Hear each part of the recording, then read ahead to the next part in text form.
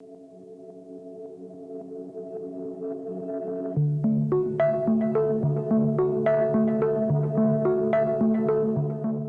when the pandemic hit, it was a very stressful, difficult time and anxious for, many people were anxious and nervous. Obviously everybody was panic buying, toilet rolls, you name it, all the essential items were gone off the shelf. It was very difficult for myself as well. With the boys, I was a bit worried, especially one of my son, he's got a liver disease, so we were told to self-isolate strictly, and then my husband was doing the main essential shoppings and stuff. For that reason, I got involved with trying to help out, because I thought to myself, well, if we're in this position, struggling and worried and stuff, there's bound to be other people out there who are struggling and worried. And so we thought, if we had this opportunity where we would do the shopping, we would pack the food, the essential foods and essential items, and then deliver it to the ones that are in much need, then it would be really great help to the community.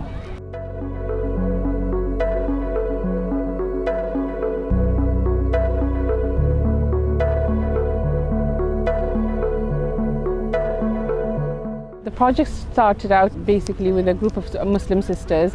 We decided that if we got together and if everyone put their effort in, we can come up with like food packages and then hand it out to the community, whoever were in need of it, vulnerable people, elderly people, people who were strictly isolating, even mums who were pregnant and couldn't get to go out because they had children in the house, and so single mums as well, to help them basically. And it was just a case of everybody was allocated different roles.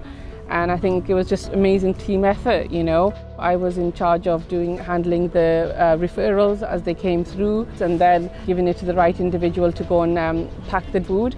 And then there was somebody who would do the shopping. So there was one or two sisters who would go out and do the shopping. And then there was the packing was done in two houses. So they would pack and have it ready for the sisters, somebody else to come and pick it up and deliver it. So we managed it like that. So everybody was, doing it differently. There was a sister who was in Cardiff who was managing it all, overseeing that everything runs smoothly and effectively. And then the way we sort of advertised was through the Facebook page, through social media, and anyone that needed our help, they would just call through. It was crazy at first. Like when I say crazy, we were giving,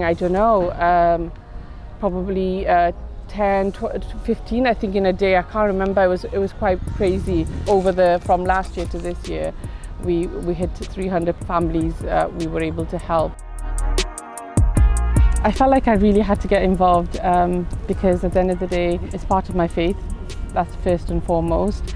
Islam teaches to help those who are vulnerable, who are in need, and especially at a time like this, people were really, really in desperate need, So that's one of the reasons, and the other reasons were that, it's just who I am as well. If I can help people at their time of need, it's a great thing to do, isn't it?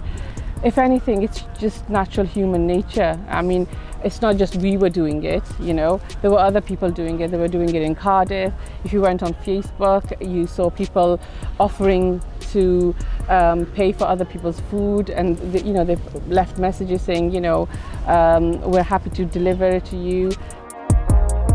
The only way we were able to finance it was the kind, generous donation from the community, and people from all over, actually, nationwide. It wasn't just Swansea, by the way, from London, what have you, family and friends, whoever heard about it, they donated. And it just goes to show that, together, just handful of people, what they can achieve.